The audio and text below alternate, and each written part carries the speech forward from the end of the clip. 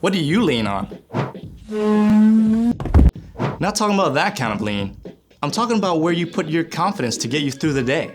Maybe you like to lean on getting all the right answers. A+. Or maybe you lean on running the fastest or getting picked first in PE. You might lean on being able to make people laugh. What's the best way to throw a birthday party on Mars? You plan it. Maybe you even lean on getting a new pair of shoes or the latest gaming system to make you feel good. None of those are bad things, but if you put your confidence in them, they're going to slide. Just like that shelf. You'll mess up on a test. Sprain an ankle. Discover someone's laughing at you instead of at your jokes. And that brand new gaming system? It might pick up your spirits for a day or two, but after that, it's nothing special anymore. There's only one safe place to put your confidence. God made you. God loves you. And you were designed to lean on God. Even when your day doesn't go the way you hoped, God doesn't change. When you have to wait, God is still there.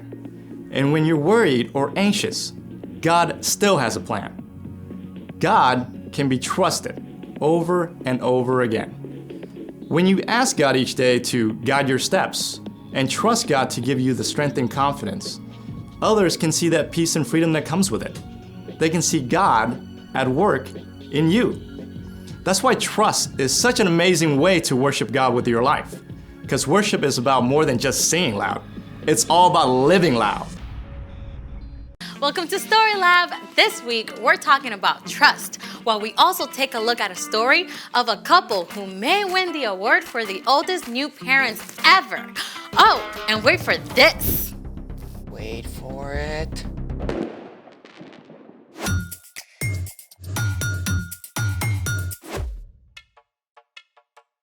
Hey, I'm Amaya. And I'm Zeke. And this week, we're talking about trust, which is putting your confidence on someone you can depend on. But how do you know who you can depend on? Well, I think the best way is to look up. What do you see? The ceiling? No, imagine that we're outside. The clouds. Okay, imagine that we're outside and it's nighttime. The stars. Yeah, all those points of light way out into space. Constellations and galaxies, each one filled with more brilliant, burning stars than we can imagine. And every single one points to God. I mean, God made all that out of nothing. It definitely makes me want to trust God. How many stars are there in the universe? 200 billion trillion stars! Whoa. Yeah. The sky was so amazing last night. I just have to take a picture for you. Look. Ooh, you have seriously got to upgrade.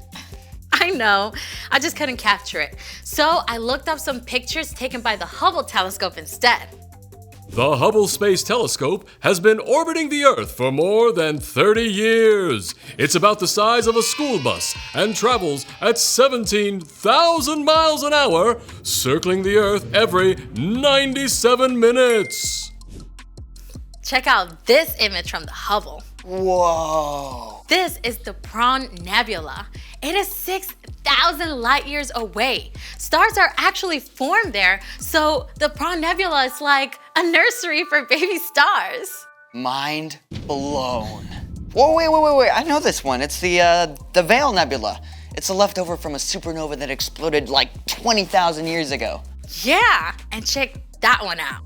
Oh, those look like Christmas lights. Well, the red dots are actually dying stars called red dwarfs, and the bluish dots are burnt out stars called white dwarfs. And they are all part of this huge cluster of stars called the Omega Centauri. Oh, I know him. He's a transformer. I think we're talking about something different. Oh, is that it? I want to see more stars. Well, that's all I've got. Unless What? we can make our very own stars right here in the lab. I'm ready. I don't think you're gonna need those. They're for style. Okay then, let's make it. Follow along, and you can do this at home if you like. What have we got, Zeke? Step 1. Fill a big jar or vase or tank about 2/3 full of water.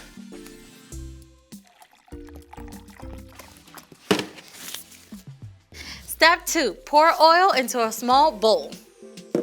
Or 2. Or 3.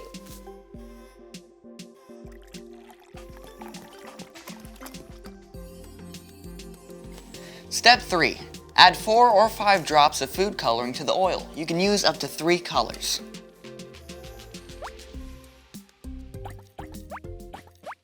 Step 4. Whisk the food coloring with the oil. It's a little latte, a really oily latte. Okay, pour. Wait for it. Whoa, our very own shooting stars. Oh, can we see that again? Oil is less dense than water and floats on top. Food coloring is water-based and mixes with water. Once the oil is added to water, the heavier food coloring sinks down. As soon as they hit the water, they dissolve, forming tiny shooting stars. Oh, let's do it again. We've got tons of food coloring. I'd love to make stars all day, but we got a story to tell, and stars are a big part of this one. It's time for... The story before the story. Today, we're in the very first book of the Old Testament, Genesis. God made our amazing world, but sin entered the world. People turned away from God and went their own way. So God picked one man, a guy named Abraham. And even though Abraham was like 90 years old and had no kids, God told him to look up. God promised Abraham he'd have more kids than stars in the sky. Yeah, and the whole entire world will be blessed through Abraham's family. But Abraham and his wife, Sarah, they waited for years and years, and they still didn't have kids. Which is where our story starts. We're ready. Hey everyone, I'm Brian. It's amazing how all of creation can talk to us about God. You know, after God told Abraham that he and Sarah would have more kids than there are stars, I bet they went outside at night a lot more. More children than all those stars? Are you sure that's what God said? He promised. He said, we'll have a son. God's promise was clear, but Abraham and Sarah spent years staring up at those stars, waiting and wondering. They were both old, like old enough to be great-grandparents. Could they really have a brand new baby at their age?